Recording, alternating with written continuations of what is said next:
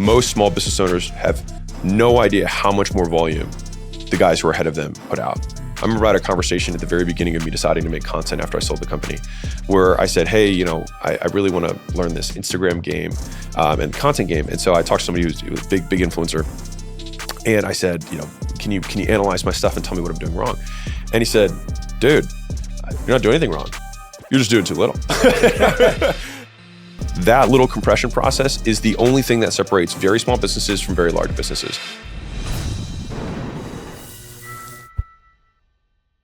So volatility is a symptom of insufficient volume. And so if you feel like you're like, man, I got a couple customers and then, the leads stopped coming in. It's like, well, you're doing insufficient volume. You're not doing enough of the core four. We have to post more content. We have to post more ads. We have to do more reach outs, right? That's what we have to do.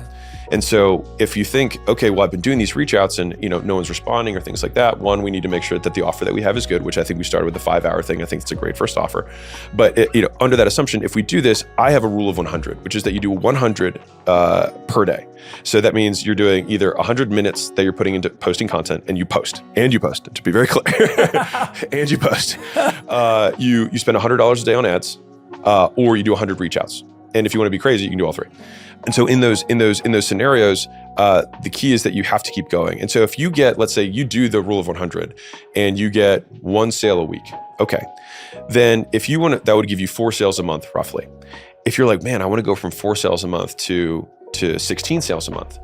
The nice thing is that you actually have a clear input-output equation, which is that, okay, it costs me 700 primary, efforts to get 1 sale. And so that volatility feels like it's only 1, but it's because you're not doing enough. If I take that 700 and do 700 per day, then all of a sudden I'll be making 1 sale a day. And fundamentally, that little compression process is the only thing that separates very small businesses from very large businesses. Most small business owners have no idea how much more volume the guys who are ahead of them put out. I remember I had a conversation at the very beginning of me deciding to make content after I sold the company, where I said, hey, I really want to learn this Instagram game and content game. And so I talked to somebody who's a big influencer.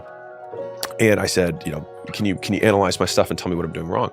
And he said, dude, you're not doing anything wrong. You're just doing too little. And so he said, pull up your Instagram. And I pulled it up and I think I was doing like a post every other day or something like that. And he's like, dude, I got 4 posts a day. Yeah. And I was like, whoa. And then he said, pull up your LinkedIn. And I don't think I posted on LinkedIn. He's like, I got 10 posts a day. And he's like, pull up your Twitter at the time, now X. Is like, I had nothing, right? So he went side by side. He's like, I'm putting out 70, 80 a day and you're putting out 1 every other and you're complaining. And I was like, got it. Yeah. And so most people dramatically underestimate the amount of volume that is required. And that volume has a great feedback loop for skill, because you do these iterations and you will suck. And that is okay. And as long as you, like, the process that I have for improving any part of any system is just do a tremendous amount of volume. Let's say we do 100 whatevers. We look at the top 10% of the ones that got the highest response rate, or the ones that got the most views, or the ads that got the most clicks. We say, okay, what was different about these top 10% compared to the other 90? And so the next 100 we say, let's just try and just do the thing we did in the top 10%. We do it again. And that continual refinement process has been the key to all the stuff that we've done. It's just look at what worked, do more of that. And so if you were in the professional bucket, that is more or less kind of the approach that I would take to get that first dollar. Everyone needs to listen to that 15 minutes every day. I'm not kidding. That was the most amount of value I think has ever been packed in the 15 minutes that I've ever heard in my entire life. And I'm not kidding. That is such brilliant advice. Totally broken down step by step. You could make like 70 posts off of just the last 15 minutes. It was and I mean that. I'm not just saying that because right now as you're speaking, I've got so many friends that I've got in my head that are exactly at that point. And it's either the volume that's messing them up, it's either not having the plan to how do you pitch and convert. 2 questions. The first is, how do you stop being scared of sucking? Because a lot of my friends are scared of sucking. Mm-hmm. And the second one is, why are we so uncomfortable selling and promoting and showing our work? So the first one, what's really interesting about the question is that I think that most people are actually very okay with sucking. I think they're very not okay with being judged for sucking. And so I think that at the onset, we have to redefine success as trying and not as succeeding. or at least getting whatever desired outcome there is. Because failure and success are salt and pepper. They're married. They're one leads to the next. And so the idea is we want to get as many failures out of the way as fast as possible. And so it's like we want to pay down that failure debt, again, as soon as we can. And so the very tactical thing that I would advise is think about, we think, I don't want people to think that I'm a failure. It's actually not people. There's like two people that you hear their voice in your head. And so when you actually get really clear on whose voice is that, because I'll tell you a real world example. So for me, please. When I said this sounds ridiculous, but just to show you hopefully how ridiculous whatever you think sounds, I'll share one of mine. So when I was thinking about selling my company, the offer was for $46.2 million, and I was afraid that it wasn't enough to impress the people that I wanted to impress. And I had to figure that out. I was like, I don't know. I mean, is it worth it? Maybe I should hold on to it longer and grow it more. And I went, back and forth. And when I thought more about it, I was like, actually, there's only one person whose opinion I'm concerned about. And then when I named it, when I was like, oh, it's Tom? Tom's the person. And like, I'm not even that close with Tom. But Tom, my envisionment of Tom judging my exit as not good enough for their approval, I was like, wait, I'm letting Tom have this much influence over my life? That's absurd.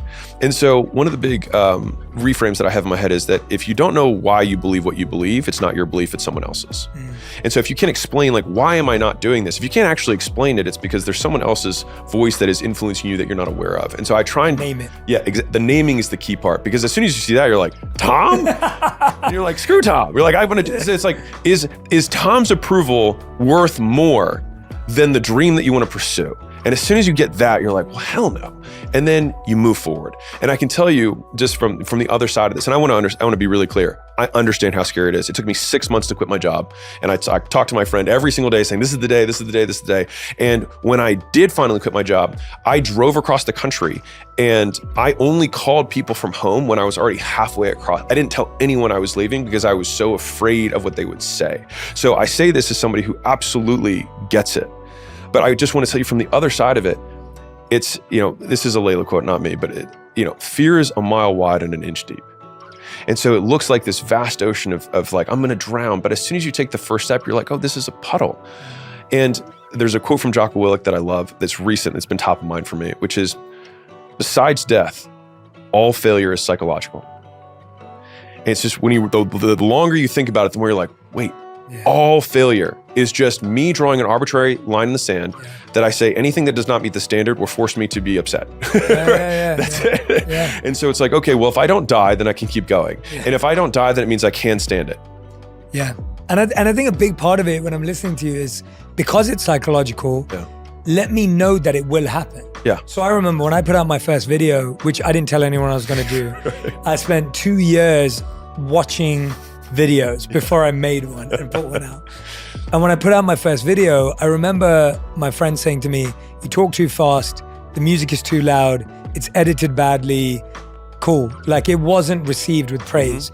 Now, I didn't think about that too much. Yeah. And now if I go back to advise someone, I'd say anticipate that. Yeah.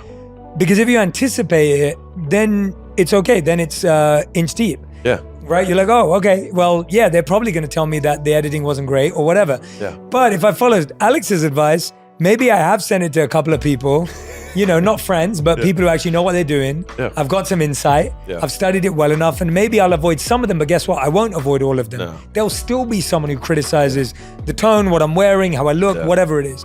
And as soon as you know that, you go, oh, that's all it is. Someone's going to look at it and be like, yeah, I'm not sure. And it's like, oh wait, their reaction doesn't change my reality. Yeah. Like, their reaction will always be there. And I think what we're trying to do, going to your earlier point as well, is we're trying to avoid the reaction. Yeah. We want to create something that has no negative reaction. Right. And there is not a single person on planet Earth that has created a song, a movie, podcast, or whatever it may be that has had no negative reaction. So I have so many quick thoughts on this. Please. So number one is that if you do nothing, people will criticize you. If you do something, people will criticize you. So criticism is a fixed cost, period. Number two, it takes about 20 hours to become proficient in just about anything. You want to play guitar, like proficient in just about anything. It just takes people 10 years to get the first 20 hours. And that's a huge issue. The third is that when you're thinking about feedback is, one, not all feedback is created equal. You don't want to listen to the people who are closest to you. You want to listen to the people who are closest to your goals. And so listen to the people who are already at your goals, who already have achieved those goals, and listen to their feedback. Because I'll say, for example, for me, like if I mean, I rarely do, but if I post anything of me at the gym, the only people who comment are people who are smaller than me. No guy who is bigger than me ever has talked about my, my fitness stuff. And so to the same degree, anybody who's who's a real entrepreneur is going to be like, hell yeah, man, you got out there. Oh, of course you failed. I mean, obviously you failed, but that's okay, right? Everyone falls the first time, right? From the Matrix. And so expect failure. And I think that if you can play it out, there's a really wonderful Stoic frame around this, which is the frame of the veteran, which is if you were to imagine whatever bad experience occurs happening 1,000 times more in a row, how would you feel on the 1,000th time?